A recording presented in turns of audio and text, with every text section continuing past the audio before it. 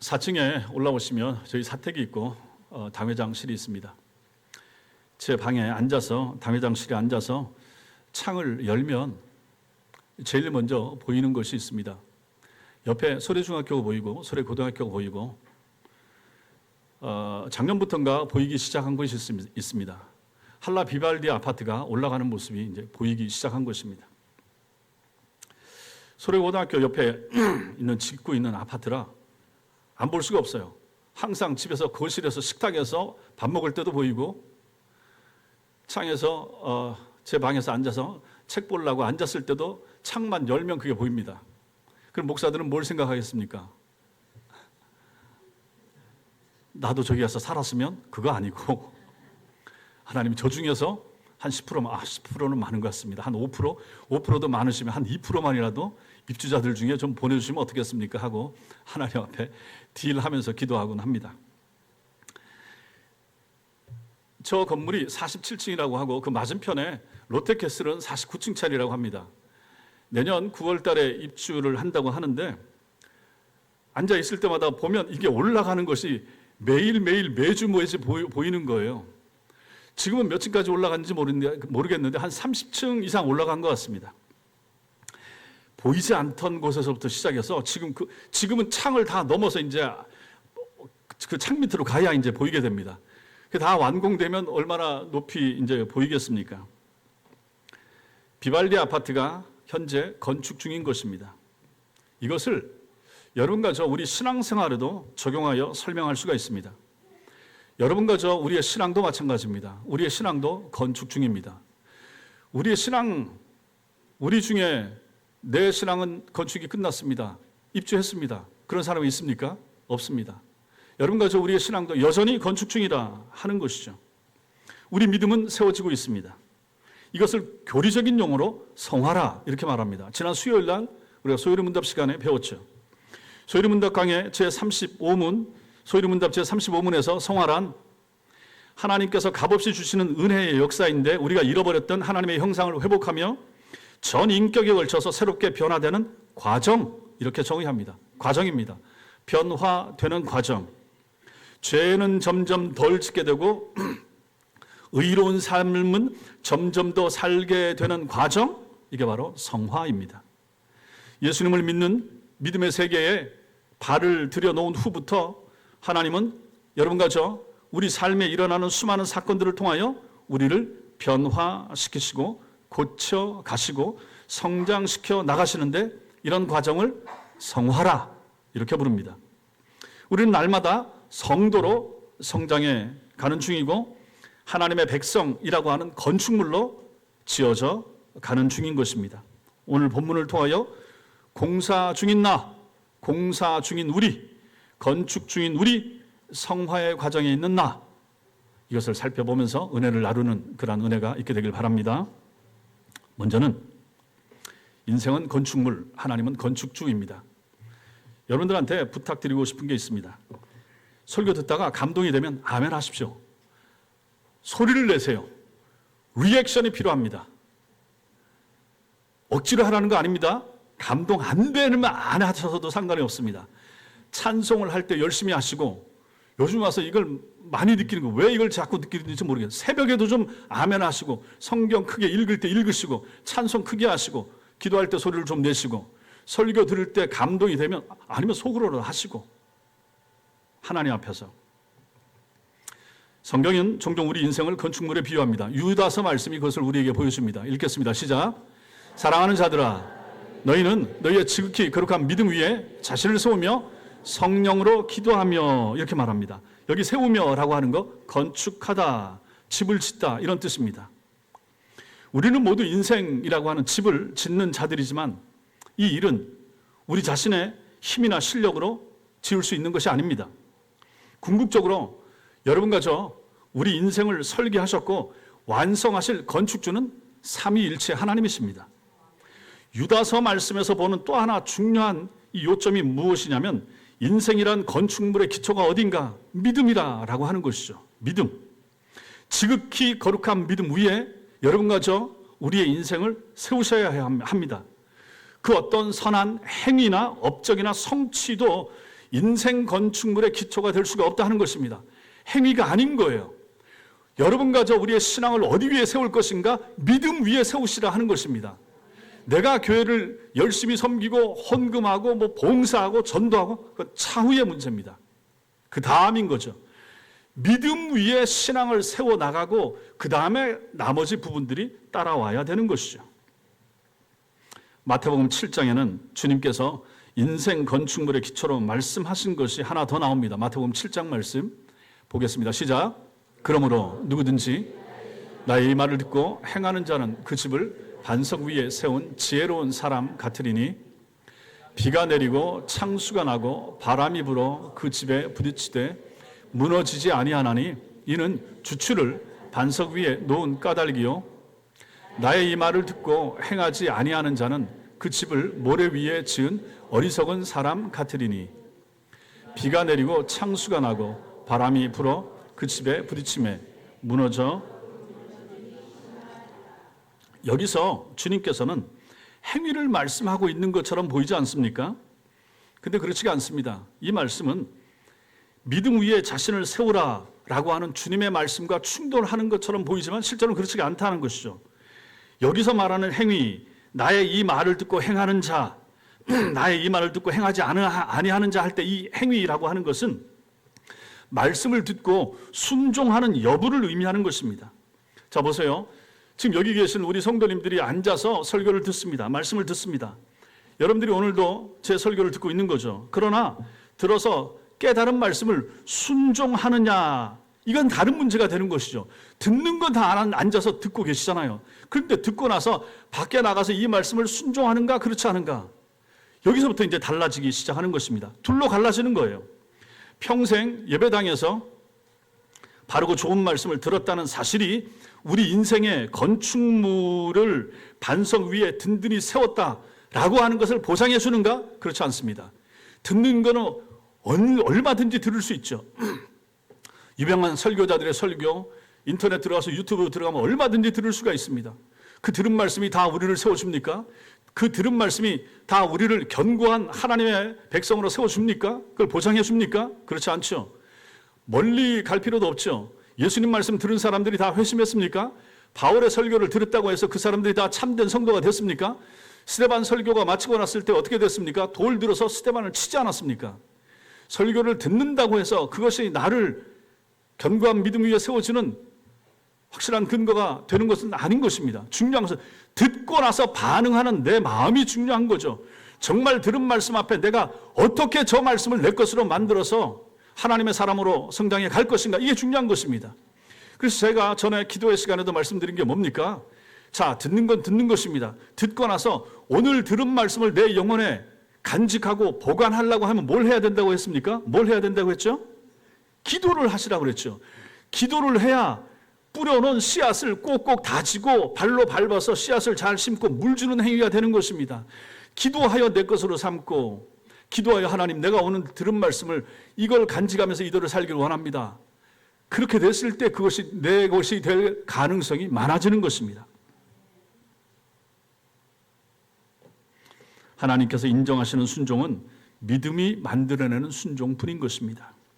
보세요. 주님 당시에 바리새인과 서기관들 그리고 많은 유대인들의 순종, 자신들은 순종했다고 하는데 예수님이 인정했습니까? 인정하지 않았습니다. 그 순종이 뭡니까? 율법주의적인 순종이었던 것이죠.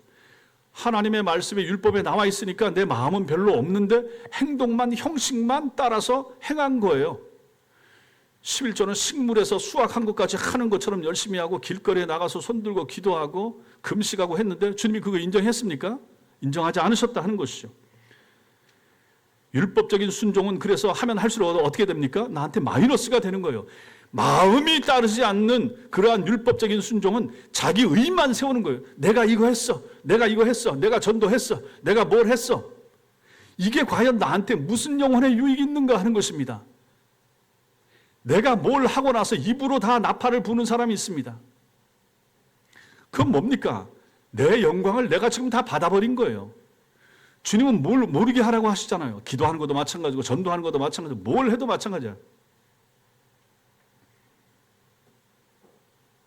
그래서 주님께서 뭐라고 말씀하십니까? 마태복음 7장 22절 시작. 그날에 많은 사람이 나더러 이르되 주여 주여 우리가 주의 이름으로 선지자 노릇하며 주의 이름으로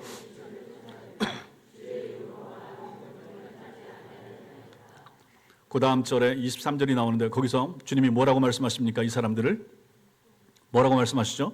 불법을 행하는 자들아 내게서 떠나가라 말씀하시죠. 아니 할 만큼 다 하고 열심히 하고 주여 주여 하면서 했는데 주님께서 불법을 행했다.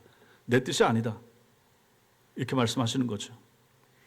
우리도 충분히 그럴 수가 있다 하는 것입니다. 율법주의적인 순종, 즉 말씀이 말이 성경에 기록되어 있으니까 내 마음은 원치 않는데 그냥 할 수 없이 나가는 것. 이게 그런 말이 여기에 해당되는 것이죠. 자발적으로 기쁨과 즐거움 가운데 순종하는 마음 가운데 주님을 섬기고자 하는 마음으로 순종하고 따를 때 이것이 주님 앞에 의미가 있고 가치가 있다 하는 것입니다. 여러분과 저 우리 다 마찬가지입니다. 우리는 오늘도 우리 영혼이 공사 중에 있습니다. Under construction, 공사 중에 있는 거죠.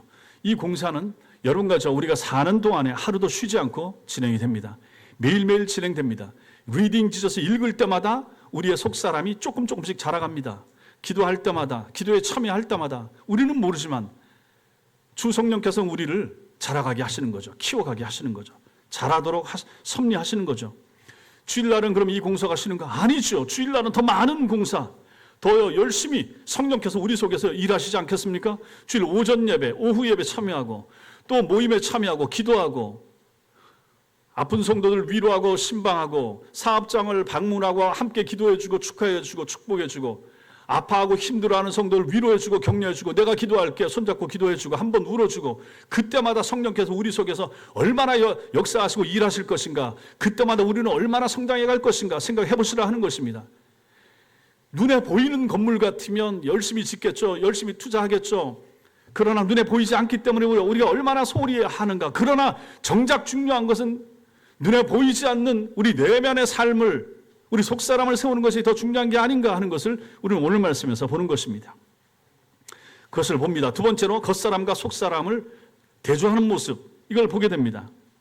건축이라는 주제로 신자의 삶을 표현하고 있다라고 말씀을 드렸죠. 그런데 오늘 본문에 보면 수많은 비교, 대조가 나옵니다. 4장 16절 보시면 대조가 뭐가 됩니까? 겉사람, 속사람. 17절은 뭐가 나옵니까? 환난의 경함과 영광의 중함. 18절은 뭐가 나옵니까? 보이는 것과 보이지 않는 것. 18절에 또 뭐가 나옵니까? 절 보지 마시고 이럴 때는 성경을 보셔야죠. 성경을 보시고 18절에는 잠깐과 영원히 나오죠. 5장 1절에 뭐가 나옵니까? 땅에 있는 장막집과 하늘에 있는 영원한 집. 5장 3절과 4절에는 덧입음과 벗음이 나오죠. 5장 4절에는 죽음과 생명이 대조가 되죠. 5장 6절하고 8절에는 주와 따로 있음, 주와 함께 있음. 5장 7절에는 믿음과 보는 것. 이렇게 대조되어 있는 거죠. 바울이 이토록 세밀하게 설명을 하는 것입니다. 우리가 알아들을 수 있도록 말입니다. 4장 16절에서 겉사람과 속사람의 대조 이걸 보면 겉사람이 뭘 의미합니까? 우리의 육신을 의미한다. 이거 분명하죠. 우리 육신은 어떻게 됩니까? 피할 수 없이 낡아지고 노쇠하여 결국은 죽음에 이르게 되죠. 우리 인생의 건축은 여러분과 제가 건축한다고 할 때 우리가 건축 중이라고 할 때 이 건축은 무엇을 의미합니까? 겉사람을 보수하는 공사 이건 아닌 거죠. 우리는 속사람이 새로워지는 공사에 힘을 쏟아야 되는 것입니다. 하지만 슬프게도 많은 성도들 가운데 신자들 중에서도 겉사람을 보수하는 일에 많은 재정과 에너지를 소비하는 반면에 자신들의 속사람이 새로워지는 것에 대해서는 무관심한 채 너무 소홀히 하는 채 살아가는 것이 아닌가 하는 생각이 듭니다. 정말로 중요한 건 뭐겠습니까? 뭐가 더 중요합니까? 겉사람을 한번 생각해 보십시오. 여러분의 겉사람, 여러분의 육체, 여러분의 외모 아무리 많은 비용을 들여서 보수 공사를 한다고 할지라도 결국은 어떻게 됩니까? 무너지고 말 건축물인 것입니다. 물론 그렇다고 해서 제가 여러분의 육신의 건강이나 미용을 위해서 아무런 노력도 하면 안 된다. 아무런 수고도 해서는 안 된다. 그렇게 말하는 것은 아닙니다. 몸에 좋은 거 다 드십시오. 종합 비타민도 드시고 간 영양제 드시고 대상포진 예방주사 맞으세요. 예. 주님께서 그것까지 뭐 다 책임져 주마 꼭 그렇게 말씀하신 것은 아니잖아요. 몸에 좋은 거 다 드시고 그렇다고 너무 많이 이것저것 드시다 보면 탈날 수도 있고 간이 안 좋아질 수가 있으니까 그렇게 하시면 안 되고, 또 외모도 마찬가지입니다. 머리카락이 좀 빠지십니까? 머리카락 심으세요. 심으실 수 있는 범위 내에서. 그거 잘못된 거 아닙니다. 문신도 필요합니까? 그래 놓을 수 있죠. 문신 남자들도 요즘 눈썹 문신 많이 하잖아요. 저도 때가 되면 할 수 있을지도 모릅니다. 제 아내한테 제가 파마 좀 하면 어떨까 했더니 날라리 목사일 수 있다고 해서 지금은 제가 절제하고 있지만 좀 시간 지난 다음에 여러분들이 용인을 해주면 또 하게 될 수도 있어요. 그래서 우리 목사님도 화면에 나오는데 멋지게 보여요 하면 그거 좋은 거 아니겠습니까? 물론 여러분들이 허락해 줄 때 할 거고, 원한다면 코를 세우는 거, 눈을 찝든지 뒤트임 앞트임 하든지 상관없어요. 내 돈 가지고 내가 예뻐지고 싶다는데 그걸 누가 가지고 정죄하겠습니까? 어떤 사람은 천당 가면 하도 많이 변해가지고 못 알아본다. 그건 말이 안 되는 거지. 이 몸 가지고 갑니까? 아니잖아요. 물론 웃자고 하는 거지만은 영적인 몸이 하나님 나라 갈 것이기 때문에 땅에 있는 육체 뭘 해도 상관이 없어요. 다 하십시오. 할 수 있는 범위 내에서. 그러나 중요한 게 뭡니까? 균형과 지혜가 필요합니다. 겉사람에게는 겉사람만큼의 수고를 주시고 속사람을 위한 수고도 그것에 걸맞게 실제로는 속사람을 위하여 더 많이 애를 쓰시고 힘을 쓰셔야 되는 것이죠.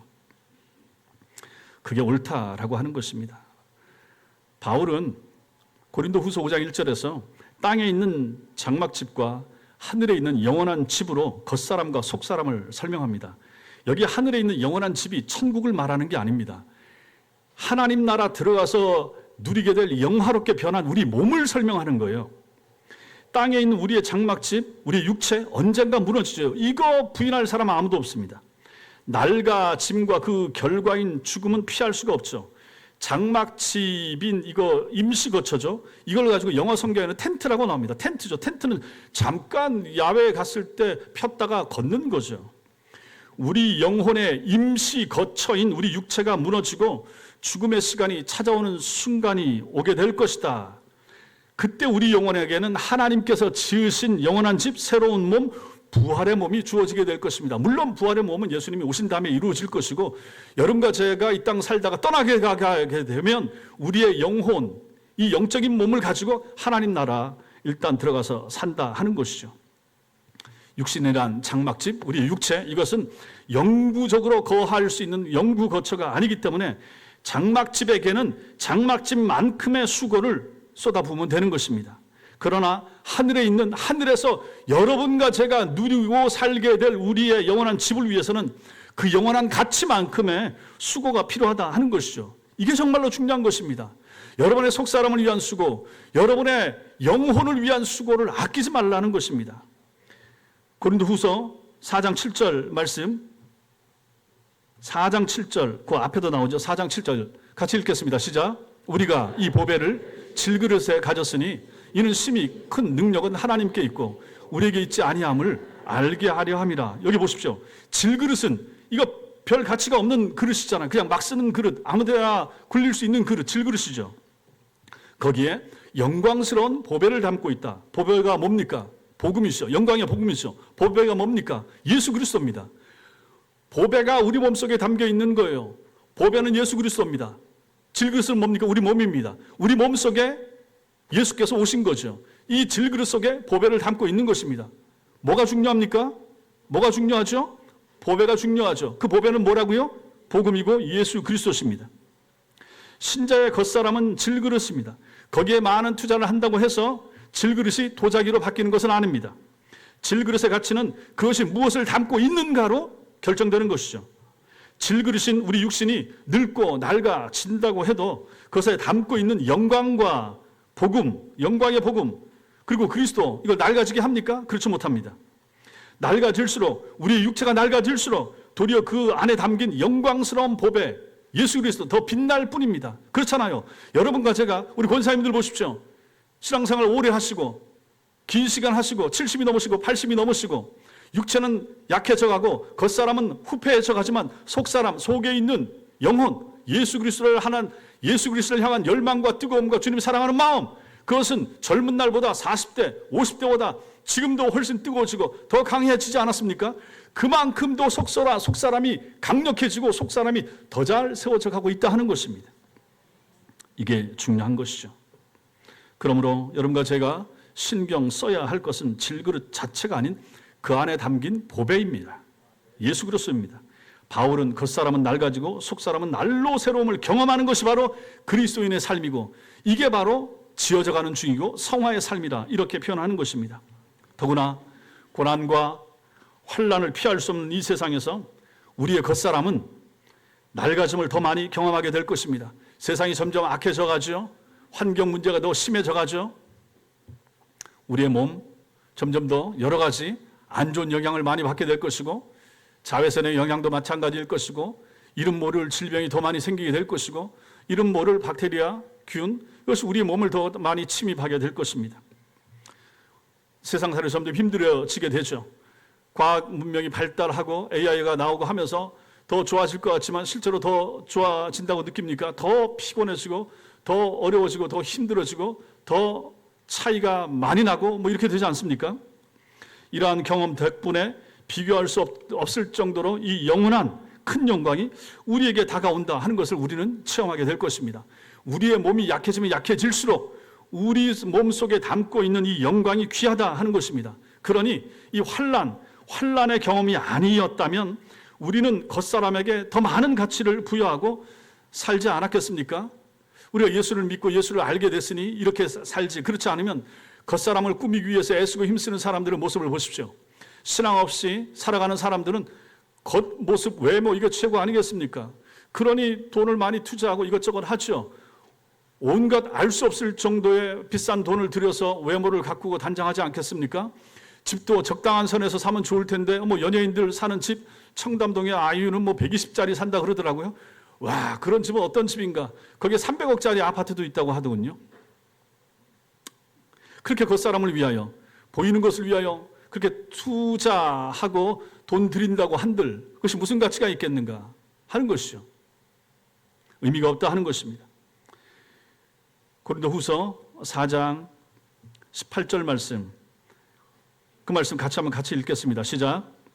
우리가 주목하는 것은 보이는 것이 아니요 보이지 않는 것이니 보이는 것은 잠깐이요 보이지 않는 것은 영원함이라.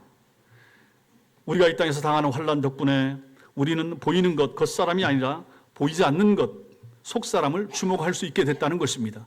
예수를 알게 됐고 예수를 믿게 됐고 세상 살기가 점점 어려워지고 힘들어지고 환난이 많으면 많을수록 우리가 주목하는 것이 뭡니까? 속사람이 된다는 얘기죠. 겉사람이 아니고 환난 덕분에 보이는 것은 잠깐이고 보이지 않는 것은 영원하다는 그 가치를 새롭게 우리는 인식하게 되는 것입니다. 환난은 공사 중인 이 세상의 현장에서는 피할 수 없는 일입니다. 이 세상에서 힘듭니다. 어렵습니다. 우리의 육체 아무리 잘 갖고도 아무리 좋은 것으로 아무리 영양 많은 것으로 우리 몸에 먹이고 입힌다고 해도 우리의 몸은 낡아질 수밖에 없고 병들 수밖에 없고 아파질 수밖에 없는 것입니다. 언젠가 겉사람의 죽음이 찾아올 테지만 신자인 여러분과 저 우리는 낙심하지 않습니다. 겉사람이 낡아질수록 속사람은 점점 더 새로워지게 될 것이고 그때 하늘에 있는 영원한 집은 점점 더 우리에게 가까워지고 완성을 향하여 달려가게 될 것이기 때문에 그런 것입니다. 그러니 우리에게 이 믿음이 있다. 얼마나 중요한 일인가 하는 것이죠. 마지막으로 우리가 여기서 봐야 될 것이 무엇입니까? 탄식과 두려움을 볼 필요가 있습니다. 바울은 5장 2절, 5장 4절에서 탄식한다 이렇게 말합니다. 여기서 대조되는 것이 무엇입니까? 덧입는 거하고 벗는 겁니다. 이걸 잘 봐야 됩니다. 바울의 탄식, 어떤 탄식인가? 이것은 모든 그리스도인들의 특징을 보여줍니다. 이 탄식은 여러분 잘 보셔야 됩니다. 너무 힘들고 어려워서 버거운 것 때문에 인생의 짐이 너무 무거워서 탄식하고 어렵다. 이 탄식이 아닌 거예요. 그 탄식이 아닙니다. 여기 나오는 이 탄식은 고난과 죽음 때문에 오는 탄식이 아닌 거예요. 여기 나오는 탄식은 신자들인 여러분과 저에게 약속하신 장래의 은혜에 대한 확신과 그에 대한 기대감 때문에 일어나는 탄식이 되는 것입니다. 오 주님 정말로 감사합니다. 정말로 그 나라 왔으면 좋겠습니다. 정말로 사모합니다. 하나님 나라 들어갈 거 내가 믿습니다. 그 나라 들어가면 얼마나 좋을까요? 이런 탄식. 여러분과 제가 기도하다가 말씀 보다가 은혜 받았을 때 그 나라의 영광을 생각하면서 너무 좋아하고 오 주여 하는 이런 탄식, 아멘 하는 탄식, 이게 여기에 해당되는 탄식인 것입니다. 하나님 나라 사랑하시죠? 하나님 나라 사모하시죠? 그 나라 들어가기를 소망하시죠? 그것을 가지고 있는 성도들 마음과 입술에서 터져나오는 감격스러운 소리와 아멘과 탄식, 이게 바로 여기에 나오는 탄식이 되는 것입니다. 신자에게 부활의 날은 새 몸 곧 영화롭게 된 부활의 몸을 입을 바로 그 날이 되는 것입니다. 오, 이 날이 왔으면 좋겠어요. 정말 하나님 나라 들어가고 싶어요 라고 탄식하는 탄식이 바로 이 탄식이 되는 거죠.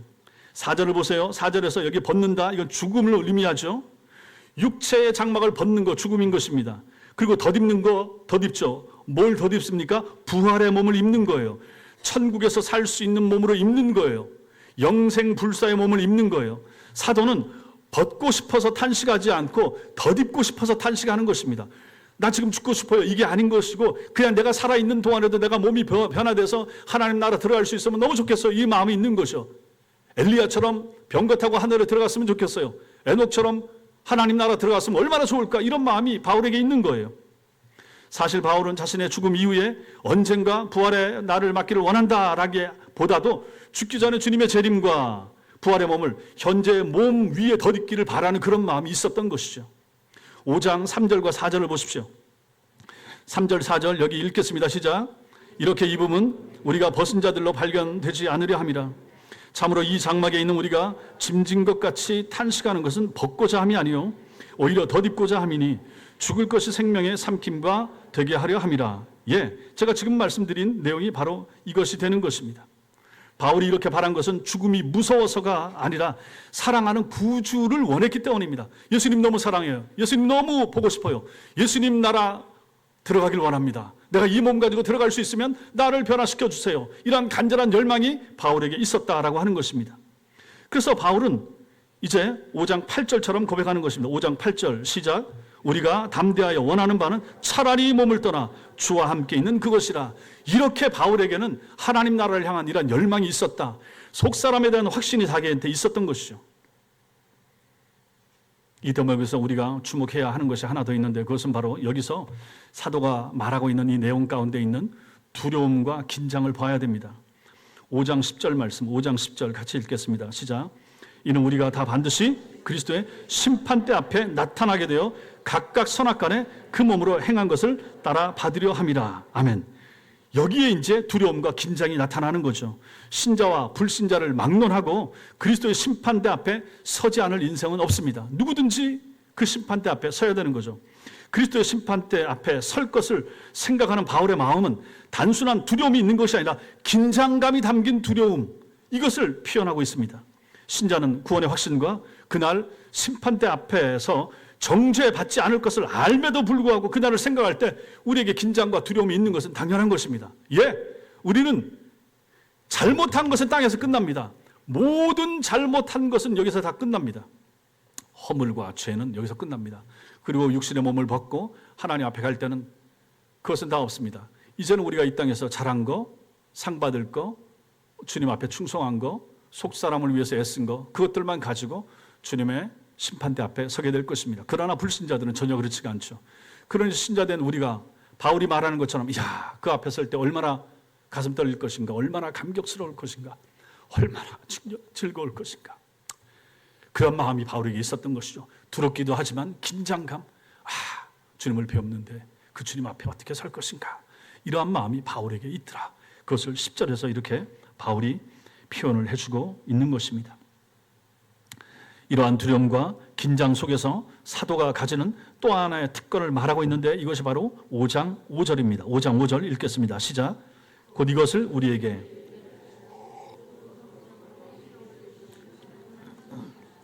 신자에게 주신 이 성령님은 미래의 영광에 대한 보증입니다. 성도 여러분, 이건 너무너무 중요합니다.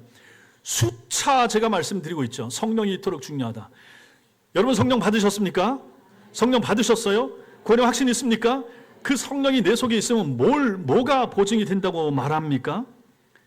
성령을 우리에게 주신 이는 하나님이신데 이것을 우리에게 이루게 하시고 보증으로 우리에게 주셨다. 성령을 주셨다. 하나님 나라 들어가는 것을 확인할 수 있는 방법이 뭡니까? 내 속에 들어와 계시는 성령이라 하는 것이죠. 성령이 보증이 된다, 이렇게 말하고 있는 것입니다. 이게 얼마나 감사한 일인가. 신자가 거듭날 때 성령님은 신자 안에 오셔서, 여러분과 저 안에 오셔서 임재하시고 이제 어떻게 만들어줍니까? 미래를 사모하게 만들어주시고 갈망하며 기다리고 탄식하는 성도로 만들어주시는 것이죠. 이게 신자라고 하는 것입니다. 우리가 보증금을 주면 이 집을 사겠습니다 10% 20% 줬다라고 하는 것은, 물론 이것이 뭐 인간 세상에서는 깨지고 뭐 이럴 수도 있지만은, 지금 여기서 말하는 이건 뭡니까? 다운페이, 돈 냈다라고 하면 뭡니까? 난 그 집에 들어갑니다. 보증되는 거죠. 성령을 우리에게 주셨다. 이게 무슨 뜻입니까? 너 하나님 나라 들어간다. 의심하지 마라. 이러한 증거로서 하나님께서 하나님의 성령을 우리 속에 주셨다는 사실 믿으시기 바랍니다. 이게 얼마나 감사한 일인가 하는 것이죠. 그래서 이 성령님께서 무서움이 아닌 긴장감 서린 두려움으로 그날을 생각하며 탄식하며 살게 하신다 하는 것입니다. 그러니 참 신자들은 방만하게 방종하지 않는다. 함부로 나 이제 구원받았어, 아무렇게나 살아야 돼. 이게 이제 구원파가 잘못된 부분이 여기에 있는 것입니다. 두렵고 떨림으로 구원을 이루는 것입니다. 30년 믿든 50년 믿든 내가 목사든지 장로든지 권사든지 그게 뭐가 중요합니까? 내가 지금이라도 두렵고 떨림 그런 마음 없이 하나님 앞에서 대충 살면 어찌 되겠습니까? 그 사람의 구원은 자기가 구원받았다고 말하는 것이지 정말 하나님이 구원해서 그런 마음이 있는 것입니까? 아닐 수가 있는 거잖아요. 그것을 아까 우리가 마태복음 7장 말씀에서 보잖아요. 주여 주여 한다고 해서 다 하나님 나라 들어갈 것이 아니에요. 그러므로 여기 있는 여러분들이 다 마찬가지입니다. 앉아 있다고 해서 주여 내가 부를 수 있다고 해서 내 이름이 천성교회 교적에 올라 있다고 해서 자동적으로 하나님 나라 들어갑니까? 누가 보장해 줍니까? 아닌 거예요. 우리의 하나님 나라에 대한 보장은 뭡니까? 보증이 뭡니까? 성령이세요. 성령이 내 속에 있는가? 여러분들이 확인하셔야 되는 것입니다. 제가 여러분들을 확인시켜 드릴 수도 없는 거죠. 물론 구원의 확신을 제가 점검할 수는 있지만 정말로 중요한 것은 여러분들이 여러분 속에 있는 내 속에 성령이 있는가? 내 속에 하나님 나라가 있는가? 내가 정말 하나님 나라 가고 싶은 마음이 있는가? 내가 정말 하나님 나라를 향한 긴장감이 있는가? 뜨거움이 있는가? 열망이 있는가? 그 하나님 나라를 너무 사랑하기 때문에 지상에 있는 하나님의 교회를 내가 잘 섬기려고 하는가?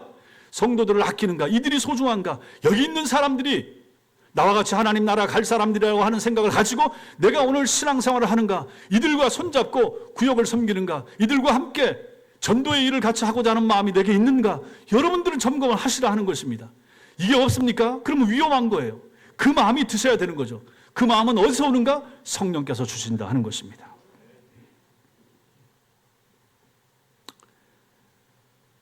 그날 우리는 하나님의 심판대 앞에서 하나님이 이루어 놓으신 우리 자신의 모습을 보고 놀라게 될 것입니다. 너무너무 감격스러울 거 아니겠습니까? 나의 속사람이 지어진 하나님 나라에서의 모습 어떻게 될 것인가? 나는 다 잊어버린 그 모든 것을 가지고 주님이 상급으로 주시고 우리의 속사람의 집으로 만들어 주실 것에 대한 그러한 내용이 이 말씀이 되는 것이죠. 분명히 그것은 우리의 지혜와 수고로 지은 집이 아닌데 우리가 그 집으로 지어진 것을 보고 하나님께 감격하며 영광을 돌리게 되지 않겠습니까? 주님, 나는 그거 내가 기억도 못한 일인데 주님이 다 기억해 주시고 나는 그냥 지나가면서 한 일인데 주께서 그걸 또 상급으로 돌려주시고 내 영혼의 집으로 세워주시고 너무 감사합니다. 하나님 너무너무 감사합니다. 고맙습니다. 이런 마음이 들지 않겠습니까? 이 믿음이, 이 신앙이 여러분과 저에게 필요한 것이죠. 그러므로 성도 여러분, 항상 성령님을 의지하여 사시기 바랍니다. 성령께서는 여러분의 시선을 겉사람에게서 속사람에게로, 눈에 보이는 것에서 보이지 않는 것에게로, 땅에 있는 장막집에서 하늘에 있는 영원한 집으로 옮겨가게 하실 것입니다. 사랑하는 성도 여러분, 바울에게 있어서 미래의 영광은 너무도 분명했습니다. 매일의 삶을, 천국을 열망하며 살았던 바울이 질그릇 같은 자기 겉사람에 열정을 쏟았겠습니까? 그렇지 않습니다. 전해오는 말에 의하면 바울은 키도 작았고 머리도 대머리였고 안짱 다리에다가 코는 크고 아주 못생긴 모습의 전형으로 그렇게 전해집니다. 못생겼기 때문에 아예 포기하고 자기 겉사람에 대해서 신경 안 쓰고 살았다 이렇게 생각하시겠습니까? 그렇지 않다는 것입니다. 그러한 겉모습 가지고 길게 살아야 100년이라 그 이후에 속사람이 사는 것이 더 중요하다라고 바울은 믿고 살았던 사람이기 때문에 겉사람에 전혀 신경 쓰지 않고 살 수가 있었던 것이죠. 바울은 담대한 확신을 가지고 오늘 5장 6절 8절에 나오는 이런 확신을 가지고 미래의 영광에 초점을 맞추어 살았습니다. 그는 눈에 보이는 것이 아니라 보이지 않는 것, 아직 실현되지 않은 것, 하지만 주께서 약속하셨고 성령으로 보증하신 장래의 영광을 바라며 살았던 사람입니다. 이것이 유다서에서 말씀한 지극히 거룩한 믿음 위에 자신의 집을 짓는 것입니다. 여러분은 어떻습니까? 여러분도 집을 이렇게 짓고 계십니까? 여러분도 이런 거룩한 믿음 위에 지금 집을 세우고 계십니까? 이 땅에서 우리가 내 이름으로 된 집이 있을 수도 있고 있으면 감사하고 없을 수도 있습니다. 그러나 중요한 것은 하나님 나라에 내 이름으로 된 집이 있어야 되는 것이죠. 그것은 지금 지을 수가 있고 지금 지어져 가는 것입니다. 이것이 중요하다 하는 것을 오늘 말씀이 우리에게 알려줍니다. 바울은 은퇴 이후의 인생을 준비하는 그러한 삶을 산 것이 아니라 하나님이 예비하신 영원한 미래를 준비하는 그러한 삶을 살았던 사람입니다. 제가 목회자가 돼서 장례식장과 병실을 숱하게 다니잖아요. 병실로 임종을 앞둔 환자를 방문할 때, 요양원을 방문할 때마다 그때마다 느끼는 말할 수 없는 서글픔이 있습니다. 여러분도 마찬가지겠지만 저도 저희 이모님들, 저희 외삼촌들 비롯해서 같이 있었던 교우들 많이 방문하고 있었죠. 근데 그때마다 느끼는 그러한 고통스러운, 곤혹스러운 그런 마음이 있습니다. 젊은 날 저분을 제가 기억하기 때문에 저분이 저렇게 당당했었는데, 저렇게 자존심이 셌었는데, 한 집안을 손 안에 넣고 쥐락펴락하면서 자기 마음대로 하던 여장부 같은 분이셨는데, 체격도 그렇게 좋으셨던 분이셨는데 누워서 아무것도 못하고 누워있는 그러한 모습을 보는 거죠. 거기서 그치는 것이 아닙니다. 이제 자기 손으로 할 수 있는 게 없습니다. 남이 해줘야 됩니다. 요양보호사가 해줘야 됩니다. 몸을 돌려줘야 몸을 돌릴 수 있습니다. 음식을 또 먹여줘야 먹을 수가 있습니다. 그것도 아니면 영양 이걸 아예 꽂아놓고 입으로 넘겨야 되는 것입니다. 목욕도 다른 사람의 손으로 씻겨줘야 되는 것입니다. 대소본을 가리는 것도 마찬가지인 거예요. 뭐 하나 내 손으로 할 수 있는 것이 없는 거예요. 저분이 그런 분이 아니셨는데 지금 저렇게 누워 계신 모습을 보면 인생의 비애를 느끼는 것입니다. 이때부터는 내 몸이 아닌 상황에 이른 것이죠. 내 의지대로 할 수 있는 것이 거의 없어지는 순간에 도달한 것입니다. 그때마다 드는 생각, 여기에 우리 애들을 좀 데려올까?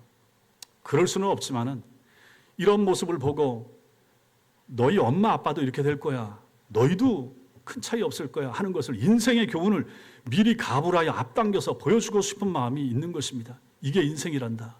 이게 우리의 육체란다 하는 것을 보여주고 싶은 것이죠.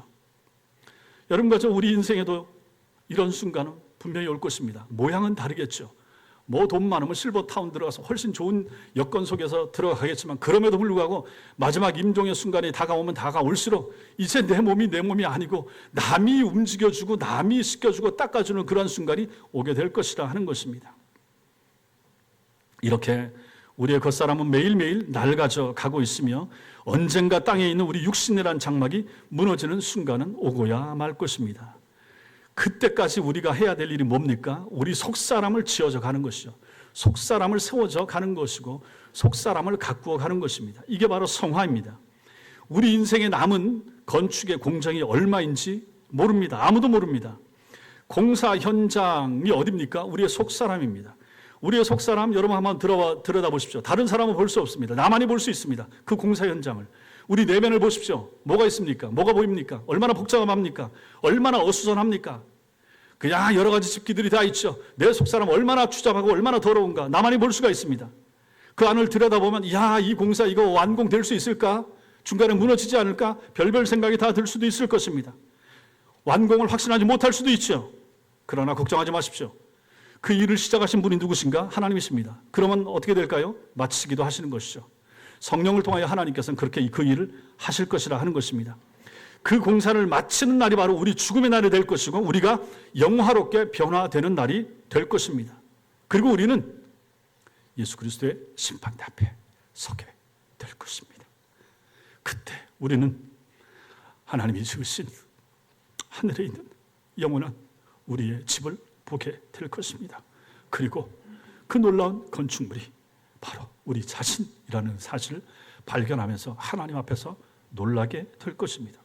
그러므로 성도 여러분, 이 땅에서 주님을 닮아가는 삶, 성화의 삶에 최선을 다하십시오. 정말로 부탁드립니다. 제가 목회자로서 저를 잘 섬겨달라고 말하지 않습니다. 우리 가정을 잘 돌봐달라고 부탁하지 않습니다. 여러분 속사람을 잘 세우십시오. 좋은 성도로 잘 자라가십시오. 주일 잘 지키고 하나님 앞에 드려야 될 헌금 생활 아끼지 말고 주님 앞에 하는 것이고 사람 앞에 주는 것이 아니고 잘 하시고 주님 앞에 바쳐야 될 시간 아까워하지 마시고 아이들의 영혼을 위해서 부모님들 우시고 교인들의 연약한 교인들 살펴보시고 장로님들 최선을 다해서 성도들을 살피십시오. 권사님들 성도들을 위해서 우십시오. 새벽에 나와서 기도하시고 금요일날 나와서 기도하시고 내 가정 위해서 기도하시고 남편 위해서 기도하시고 아이들 위해서 우시고 주일학교 선생님들 그렇게 대충 하지 마시고 최선을 다해서 저도 마찬가지고 여러분도 마찬가지고 저도 사꾼 목사 되지 않으려고 애쓸 것이고 여러분도 좋은 성도 되고 바른 성도 되기 위해서 애를 쓰셔야 되고 눈에 보이는 교사하지 말고 영혼을 사랑하고 영혼을 살리는 교사가 되셔야 됩니다. 적당하게 대충 하지 마시고 아이들 찾아가시고 그 아이들 품고 기도하시고 좀 이런 좋은 교사가 필요하죠. 예, 지금도 잘하시지만 더 잘하셔야 됩니다. 구역장들도 마찬가지입니다. 영혼을 챙기시고 구역은 한 사람 한 사람 상처받지 않도록 잘 챙겨주시고 여러분과 제가 이렇게 사는 모습 이것이 바로 속사람이 변화되는 것이고 이게 바로 성화의 과정이 되는 것입니다. 이렇게 했을 때 훗날 우리를 위한 하늘의 영원한 집이 우리에게 주어지게 될 것입니다. 하늘에 있는 우리의 집을 덧입기를 사모하면서 탄식하는 하나님의 사람들 되시기 바랍니다. 그런 믿음이 여러분과 저에게 있게 되길 바랍니다. 우리 몸으로 주님과 교회를 위하여 행한 것을 상급으로 돌려받을 날을 사모하며 살 수 있게 되길 바랍니다. 이 세상을 떠나서 영생천국에 돌아가서 주님과 더불어 살게 될 그날을 갈망하면서 탄식하면서 살아가는 하나님의 사람들이 되시기를 주님의 이름으로 축원합니다. 기도하겠습니다.